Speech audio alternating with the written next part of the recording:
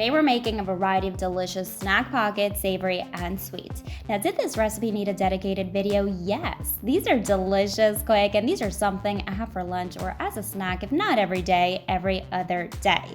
Whether you're a student or a busy parent, I think you'll really enjoy these. Big thank you to Switchcraft for sponsoring today's video.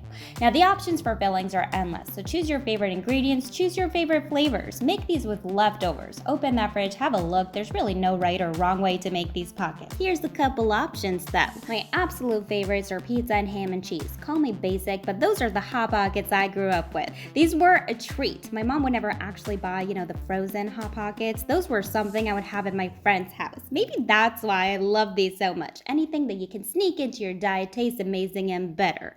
Anyway, I'm happy to report I filmed this video with my mother and she devoured these. If you want to get some sandwich bread, I was able to find the crustless kind, but any sandwich bread works. Brush the edges with a beaten egg and add your fillings. The egg is important because it does seal the pockets. Now, what I love about this recipe is that you can make these on the stove, in a pan, pop these in your toaster, bake these in your oven. Use whatever cooking appliance you have. This is a recipe anybody can make. I'll leave every cooking method with timings on my website, emmafontanella.com. And if you're new to my channel, hello there.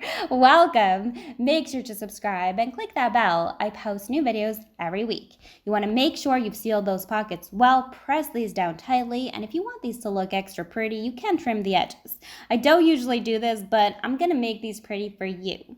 You can do dessert pockets, sweet pockets. I had to make an iconic peanut butter jelly sandwich pocket. I would have loved this in my lunchbox. Instead, my mom would give me frittata sandwiches, with the rustic, crusty kind of bread. If it wasn't obvious I was the awkward Italian kid, my mom made it very obvious.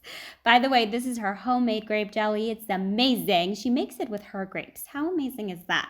You can add Nutella or a handful of chocolate chips or even leftover candy bars from Halloween. Why not? Speaking of leftover Halloween candy, I wanted to thank the sponsor of today's video, Switchcraft, which is an exciting and gripping mystery game story about modern-day witches. The story is really immersive, like an exciting TV drama. The main character, Bailey, is a strong female witch who's just enrolled in the Switchcraft Academy and is trying to solve the disappearance of her best friend. What's really cool about this game is that it's a choose-your-own adventure story, so there's lots of decision-making. You really get involved in the game. With the choices you make, you lead Bailey down different paths, so it's up to you how the story unfolds. There's also over 1,000 magical match 3 levels within the game. The game basically consists of matching 3 or more magical gems or crystals. It's a lot of fun and relaxing. I love match the objects kind of games. I love the graphics. The aesthetics resembles modern day graphic novels with detailed hand-painted visuals. The game also features so many characters from a wide variety of cultural backgrounds. It's really nice to see diversity for once and characters with so many backgrounds. If this seems like a game you'd like to try out, I'll leave a link for you in the description box below. It's really relaxing, so download and play Switchcraft for free now and unlock the magical mystery. Like I said, I'll leave a link in the description box, so make sure to check it out and start playing Switchcraft today.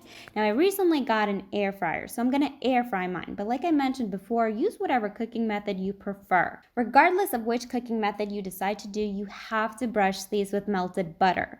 The melted butter does 3 things. It gives flavor and it helps the pockets brown and crisp up. If you skip this step, you're just making a sandwich, okay? So it's a little extra step, but I really recommend it. If you're using an air fryer like me, you want to preheat it to 170, 180 degrees Celsius or 340, 350 Fahrenheit and cook these anywhere between 3 to 5 minutes. It really depends how dark you want to go. By the way, please tell me I'm not the only one who's annoyed at how small air fryer baskets are. I love leftovers, and I never have leftovers when I use my air fryer, okay? The basket needs to be larger, people. These are delicious. Whether you have these as a quick lunch, maybe with some veggies on the side, or maybe a snack, you'll want to make these again and again. Sometimes the most simple meals are the best. So fill these with whatever ingredients you have on hand and enjoy.